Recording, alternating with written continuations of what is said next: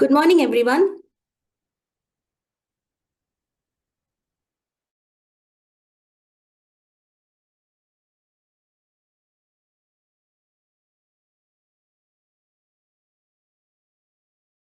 Automation Mesaverse, launched in August 2025, is India's first digital hub for automation professionals, bringing together innovators, thinkers, and industry leaders to share insights and shape the future of manufacturing. A big thank you to everyone who has joined us today. Today's session is Iterate to Innovate, enhancing product development through feedback. We are pleased to have with us today our guest speaker, Mr. Rushikesh Kulkarni, Vice President, R&D and Engineering at General Industrial Controls. With more than 20 years of experience in automation, appliances, and safety systems, he has led global teams, delivered innovations and patents, and built strong engineering practices. Let's extend a warm welcome to Mr. Rushikesh Kulkarni. Over to you. Thank you. Yeah, thank you. Thank you, Ramya, for a warm welcome as well as an introduction. I'm also happy to take this session and share my learning, what I had so far in my career. Let me share the screen. Can you please enable the sharing request? It's done.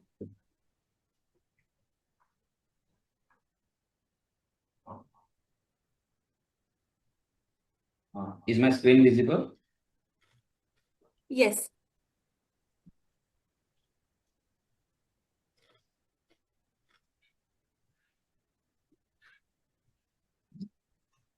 Okay, so good morning all.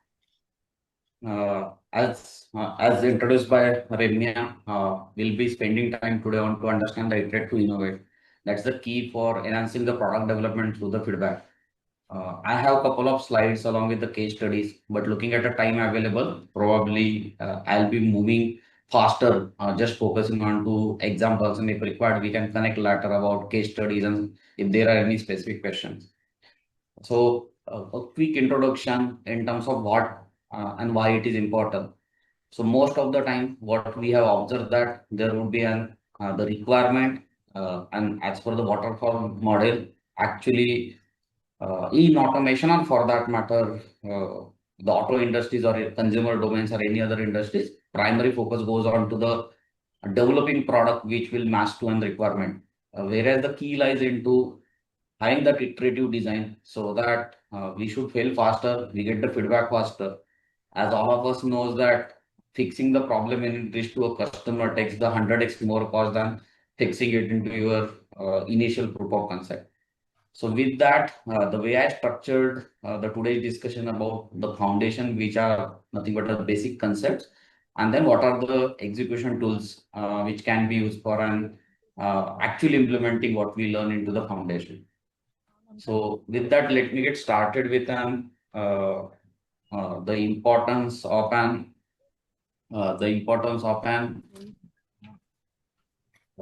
the feedback at minimal viable stage or before the prototyping.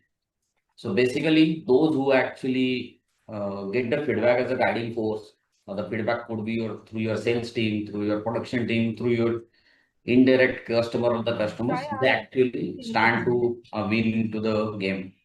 If we are getting a feedback, but if there is no action on that feedback, it's just a noise. I mean, it cannot really add a value to the product. So basically, if we really wanted to test the product market fit, if we really wanted to launch a new product with some concepts or minimum viable product, checking the product market fit, it is the only way is to the continuous feedback loops. So it's been few years ago, somebody had said me that like perfect launch is a myth, and I did not believe at that point in time. But today, if you look on to the any software development, any mobile apps or mobile what we purchase and then we get the patches, actually it's had become the trend where you launch with some MVP, get the market feedback, understand what important for the market, and then keep maturing your product. So iteration is just not a strategy. It's actually only part to the true innovation. And why I'm saying that we'll cover as we move forward. Okay, so what are the advantages or before and after scenario if we implement the iteration into the product development? So before we iterate, it's a long development cycle. Then the metrics are not clear. Situation is messy, as you could see here. Like there are multiple requirements coming up. There are multiple discussion, brainstorming session, and I'm not saying that all of them are bad. I'm just mentioning here that can we put it in a structured way and iterate as we move forward. Whereas when you iterate, you'll have the faster discovery of a market, what is being received well and what is not. There would be a smaller and manageable fixes that you can do. We can mature the user experience because that's what we are working together with them and incrementally improve the product. So all in all, what really matter for a successful iterative approach, which is also called as an agile, and that's one of the thing we'll cover, is like your how much is of your percentage roadmap is tied to the customer problems which are being observed. At the end of day, if you are not being responsive to the feedback received from the customer, it won't change anything for a customer and it won't add the value to them. Now, very important thing about an design thinking, and that's what actually a critical concept when it comes to an overall product development, and specifically if we want to talk about iterating the product development or the lean product development. What basically design thinking tells and is about emphasizing understanding the user requirement, having or getting that clarity, ideating within the team and understanding what possible solutions are there, creating a prototype. And when I say prototype, I don't really always mean that it's for and the physical prototype or hardware and mechanical prototype. This could be the virtual prototype, it could be simulation based prototype, it could be a paper prototype, and then validating the test hypothesis. So design thinking itself is the bigger concept, and each of these states, what I mentioned, they themselves can be a one workshop. Just to give a glimpse of it, like when we talk about the empathizing, we can conduct the interview with the users. You can just be an observer. So let user complete his work. You can be observer and understand what are the non-value added activities the user has to do and where your product or service or solution can actually reduce that NVA and provide a more efficiency to the user. What matters is like avoiding that paracetamol trap. What is the paracetamol trap? It's like you get a temperature for multiple reason. If there is an infection in the body that leads to a temperature. If you are tired, that might sometimes lead to a temperature or fever. So the idea here is not to focus on to the symptoms, but actually understanding the root causes. And how we can understand that is running the 5 eye analysis, running the interviews, going through the observation studies, and ultimately converting the user pain areas into the solutions that get ultimately appreciated. So it's not only sufficient just to identify the solution, which will not tackle to a right problem. And that's what help us on to the design thinking. Iterative design, some portion of it I have already covered, but it's still important to touch base on what is the importance of iterative design. It's a continuous improvement of a product, which is usability, viability, and ultimately the end user experience. And the tools which can be used are like paper prototype, which I already spoke, then clickable mocks, some kind of a simulation, then conducting the reviews, and then having some kind of an the informal testing with user, maybe somebody who is your the closer customer or the older customer who may want to have a quick try with your product. Let's say you already have a product portfolio and you are bringing new products without having that domain experience, and you may want one of your old customer also having that end user for a product. You can always get that product informally tested and getting that feedback. Ultimately, what matters is then continuously refine the user experience, usability, and viability of the product. Why your product should exist, why customers should purchase, how it is going to provide and value to save the substantial times for the customer and where you can get an the benefit in terms of enhancing the productivity for a customer. Moving forward, I don't want to restrict it only for a hardware or a mechanical development. Even in industrial automation, there is a lot of areas where mobile apps, softwares, firmwares are getting developed. And that's the reason I thought of having quick overview about agile way of working. There are multiple ways we can focus on to it, Scrum, Kanban, with us some improvement or changes you can always implement based on to the organization need. What matters for agile way of working is about the sprint definition, which usually I have seen that 2 weeks work based on to my experience for a software or firmware kind of a development. However, I did implemented agile even for a hardware and mechanical development, and 4 week sprint is quite suitable considering the you need to at least get or generate some outcome, and you have dependency on prototype or getting some material. But 2 weeks is good enough for software firmware, and 4 weeks is good enough for hardware or mechanical kind of a product development. Retrospection is a critical element for an agile way of working, getting that feedback, the team's feedback, product owner or the scrum master feedback. And finally, having that review with the end customer, and that's where it comes about definition of a done. What is important in a agile is you break down the feature or a particular product, piece of a product or a module of a product, and ensure that you deliver it so that it solves its purpose. And that's what you could see on the right hand side of a slide. So converting the bigger product stories into the smaller thin pieces, having right definition for done. That's having agreement at the start of a projects or a product development itself, what's actually being categorized as this feature is completed or this model is completed. And that actually really help in terms of getting the better results. So one of the case study which I could grab from conversation with one of my friend. Like for one IoT team, they leverage the agile to run into the parallel firmware and application stories, and how it helped them because they could have that incremental shipping, and every month they were able to ship some incremental benefit to user. So basically, having that continuous delivery, having an option for adaptability of a feedback, adaptability of another competitor bringing additional features, that's something is provided by Agile.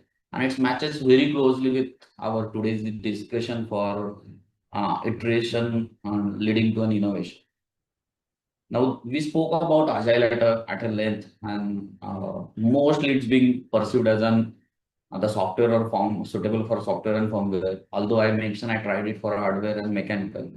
But if we wanted to look into an holistic product development, lean product development is something can be another foundation.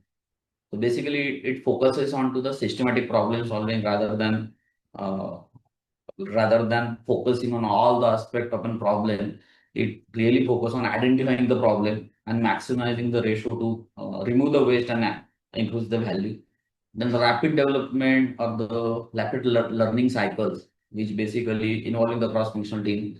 If you are developing a product which is not manufacturable or which is not testable, it has no meaning. So there is a concept called DFX, Design for Excellence. So X stand for manufacturability, assembly, testing, Six Sigma, environment. So involving those cross-functional team, having that learning cycle at start so that we don't end up getting the feedback that this product have a challenge in assembly or manufacture, or it's not suitable for the environment. And last but very important is like early issue detection, like finding and addressing the problems initially when those are into development, those are into your campus, so that you don't end up leading to a high amount of cost investment, frustration, negative brand image. And all this implementation as part of lean product development leads to maximizing the value and minimizing the waste. So you must have heard about the Toyota production system, and many companies in since 1990 or 2000 had implemented those into the production. So lean product development is the next stage, identifying the waste into the development, design and development process, and delivering the value in terms of faster launches, and more importantly, launch what really important to the customer.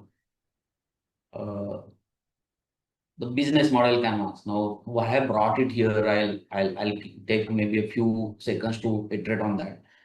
So whenever the designers try and develop as a product, they get the requirement, they get a voice of customer. But what really matters is understanding the business case of it, right? The business viability of a product or a project. So what customer segment the product is going to sell, how it is going to get sold, right? Then what is the value proposition is going to develop for a customer in terms of what gains customer will have, what pain it will solve. And why it matters because your design approach will change based on to the each parameter which is being mentioned into the business model canvas. Let's take an example of channels. So few products get sold directly and they are directly to the end customer. They are very easy to use. You don't need to give a training. So something like consumer electronics, mobile, TV, refrigerator, washing machine, right? It needs some very minimal training or even no training. Whereas there could be some complex product and which might need the training through an authorized channel, or the product might get sold through the distributor. And based on to that, your value proposition may change to the end customer. It may change to your middle partner. It may change to your distributor. And that's where having that holistic view of a business is very important. So if we align business viability correctly for a product, that is more likely to get accepted based into the industry. So look for a website called Strategizer, where they have quite a good information available on business modeling. It's one of the very important tools if we wish to optimize product development cycle. It takes a lot of strategic thinking at the start. It takes a lot of time in terms of meeting with the customer, getting voice of customer, understanding where the product is going to be sold, how it is going to sold. But that's provides a lot of valuable information during product development. Now, very important parameter in terms of voice of customer, which I did touch based on while talking about the business canvas model. Why it's important, and we all know that voice of customer is important, and we all heard and getting that voice, but voice from a customer. But I believe that most of the time, still customer voice won't get converted into the right specification and right expectation, and ultimately leads to a dissatisfaction. So it's very important to build a system where you keep on getting the voice of customer, and more importantly, right conversion. So you can have the panels to conduct those interviews with the customer or a person of a customer. It's very important to have the regular weekly conversation and then giving back the feedback and understanding if that feedback is what the way we converted VOC is what matters to them. And the tools which can be used are like interview script. So conducting interview, empathy map is like you being into their shoes and understand, look into their visuals to understand what customer wants. Then having the traceability of what customer feedback received, how it is being converted, and is that something happy or customer's problem is being solved.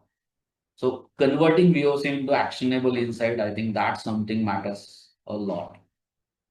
Now we covered about the foundation, like the multiple aspect in terms of how, why and what is required as being part of the iterate to innovate. But at same time, it's of no use if there is no known tools. I mean, just knowing the concept and theory may not solve the problem.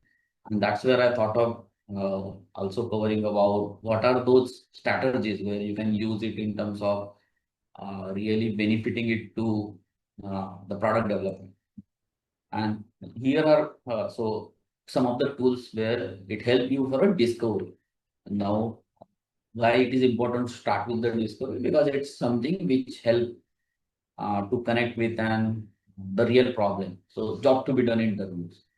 So it's like, and if you are developing a product which are going to get into some uh, industrial production floor, and if you don't know what are the real problems being faced by the operator. Let's say you provide a touch screen based devices and operator hands are always wet or those he might be using the oil for some of his work and he's not able to operate the touch, then there is no benefit of having technologically advanced product but not solving the need, and that's actually decide why that product will get higher or higher by the a particular end user. So knowing the real world struggle can only be understood through the JTBD, job to be done interviews. Empathy map. It's more about visually how we can create the personas, understand the pain and gain of a particular end user.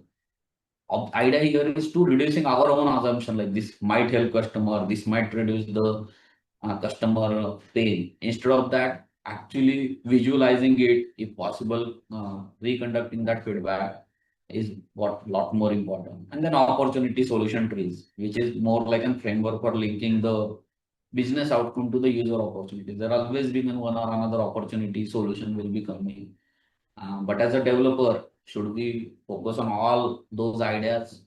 Should we focus on all those random ideation? Or should we prioritize it? And I'll cover one of the execution tool as a priority as we move forward. So all in all, it's very important to understand before we start building. Understanding the true user needs through discovery is important. Validation. Now, once you know there are user needs, it's important to categorize and validate if it is a right need.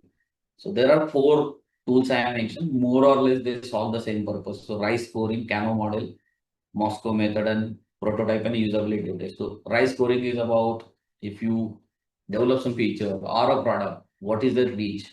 If reach is higher, impact is more, and you have a confidence that your efforts will result into the benefit, then there is a benefit of some prioritization of that feature or the product development. So that's what right scoring tells. Cano model is more about what is a must have, nice to have, good to have features. Like if you are developing a four-wheeler, it's you mandatorily need to have the engine or and the wheels.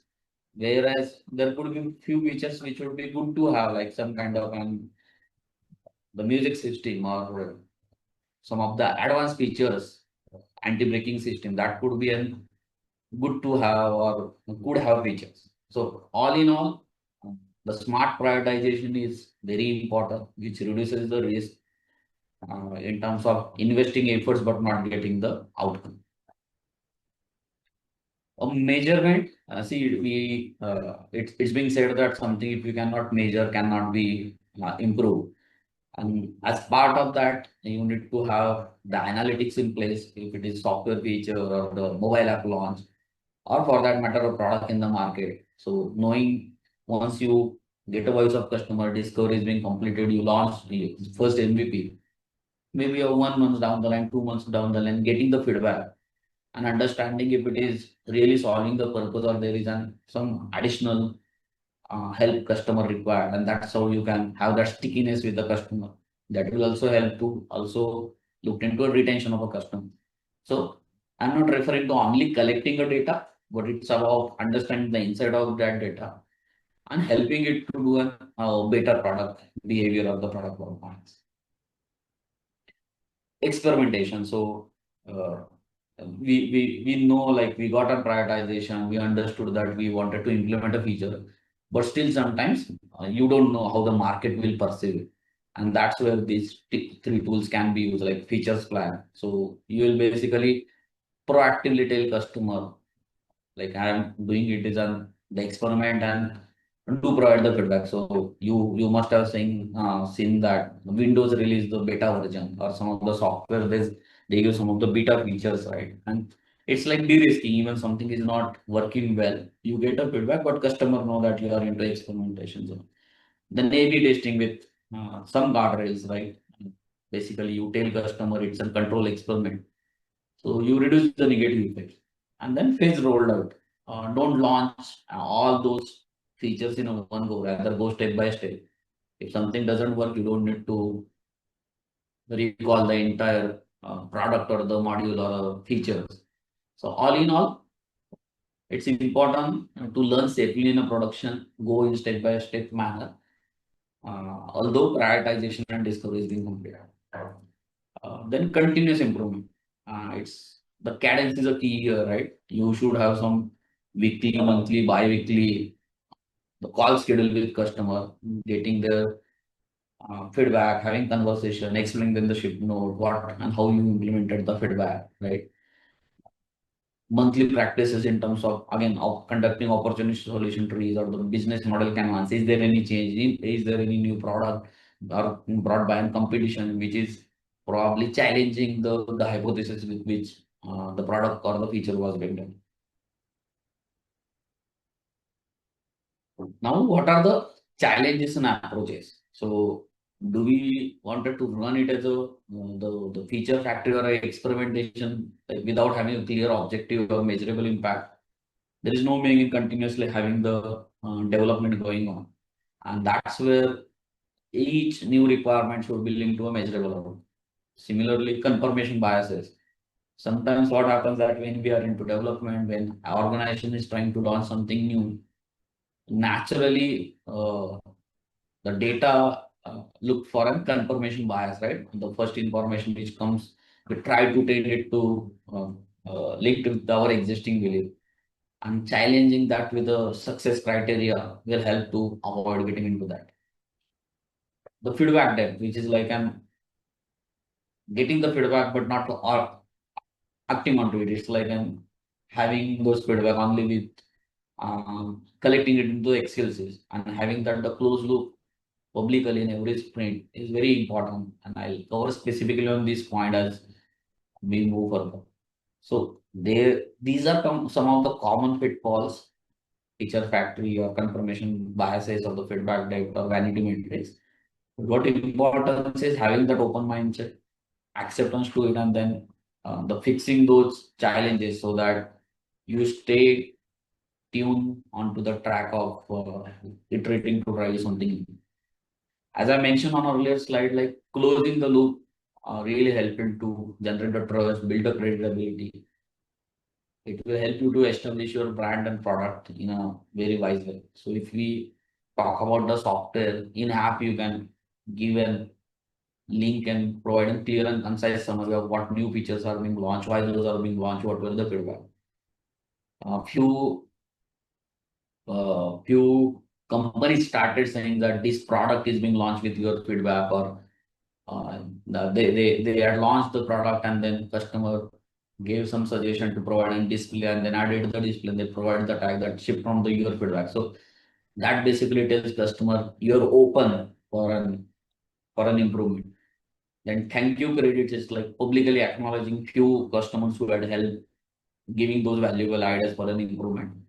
And then personalized follow-up. So for a startup or the smaller companies, you have direct reach to a customer, you have directly received the feedback, you implement it, having that personalized follow-up through in-person discussion call and telling them that we implemented the feedback which you provided and how it's been working. All in all, it's a circle or a cycle where you keep closing the loop, which help to build credibility. The users which are giving the feedback, they feel they are heard, they are valued, and you are working towards driving that continuous trust with you. Here we come to the last element. We did had an understanding about why iterative to innovation is required and what is the lean product development cycle, what are the foundation, what are the different tools. But the way I wanted to conclude the session is like this is 30, 60, 90 days roadmap for the continuous discovery and implementation. So 30 days is conduct job to be done interviews, map those three impact opportunities, and developing those prototypes, MVP for early validation. Next 1 month is more about getting MVP or MVP feedback, driving the analytics, additional features, conducting validation through A/B testing or through directly discussing with the customer, ultimately leading to a understanding the product market fit for the product, new product or the feature you are launching. And the last 1 month or the 60 to 90 days will be more about down on the features which are working. So underperformance features models you remove, focus onto the the products which are working or the function which is being accepted by the market. Continue to collect the feedback. You basically have a learning approach of the document within. So all in all, the overall iterative product development for leading to an innovation is nothing but a structured approach. Some of the tools or the foundation are not new, are being in the industry, and some of us are actively using it. I just thought to put it in a structured way. Personally, I'd leverage it when I was working with one of the consumer appliance company. It helped me there, and then onwards, some of the tools I did tried in my past experience and current experience. It definitely adds some value into any kind of a product development. So thanks for your patience listening. Do let me know if you have any question. Probably we can, Renma, we can take one or two quick question if there is any. Okay. So thank you so much, Rushikesh, for sharing your expertise and experience with us today. The way feedback is connected with innovation for a successful product development, I'm sure everyone here picked up some useful takeaways. So I'll just take two questions. How often should feedback loops be integrated into production cycles Yeah. for So maximum impact? Sorry. yeah, so it varies and it depends on the type of a industry you are working in, type of a product you are actually dealing with. If it's the software product or mobile kind of a product, I believe that 4 to 6 weeks is a good enough, because that's the time within which customer can use your product, have a trials, can play with it, and you can provide them feedback to you. If it's an hardware product, let's say sometimes we develop a product, it goes into some warehouses, then to a distribution channel, and it reaches to customer itself after 2 months. And once we know that it's being installed, it takes I would recommend 2 months of a time or 3 months of a time to collect that hardware, the feedback of a hardware product. So it varies based on the type of customer, type of a products. So to nutshell, uh, it's like 4 to 6 weeks for a software product and maybe 8 to 12 weeks for the hardware kind of. Okay, thank you. One more question. When customers themselves are not very clear about what they want, then what's the best way to gather useful feedback? Yeah, it's a very valid question. I have seen multiple times that customers themselves are not clear what they want. I mean, requirement comes like, and I need a product like an Apple, or I need a product, basically basically that they themselves don't know what pain areas they are trying to solve. The way I approach it in past is having those personas. So don't rely only on talking to only one or two customers. So basically, you need to have the interviews conducted with multiple people to understand their pain areas, note down those pain areas. Then having those observation helps sometimes, and just with an interview. So if you conduct an interview with me for an my requirement of a product, I probably express it the way I can express it my best of ability, but I may not able to articulate exactly what is my must have. So looked into a user when he or she is doing into a particular job, and what pain areas that person is getting, right? And if you are able to solve that pain areas, sometimes that's more valuable. So I was working on projects in my one of the earlier organizations. It was a V-shaped recovery. So after Corona, the sales had been dropped. And then we, as a cross-functional team, we were analyzing how we can improve the sales. It was for one of the unit in Australia. And when we spoke to those cross-functional team members, what we understand that each one of them were telling a problem they wanted to get rid of, whereas even solving those problems may not get the outcome what business was looking for. And ultimately, we did an exercise to observe what user were doing, and then we connected it with their pain areas, and that's how we found the requirement. But your question is valid. Sometimes customers themselves are not clear, and it's also offer an opportunity. You can sometimes drive on some innovation where you can create a market, where you can create the need for that customer to. using it while observing how that customer is facing the problem or the pain areas during actual. Hope that helped. Thank you so much. So I think we can close the webinar now. And any more questions, you can reach us by with email ID, reach us at automationmesaverse.com. I'll put it in the chat also, so you can put in your questions there. So thank you so much, Rushikesh, for your time. And it was a very tight schedule you had, but you answered the questions too. Thank Yeah, you so thanks, much, and Ramya, and thanks everybody for joining. Have a nice day ahead. Bye bye. thank you. Thank you, everyone. Bye. Thank you.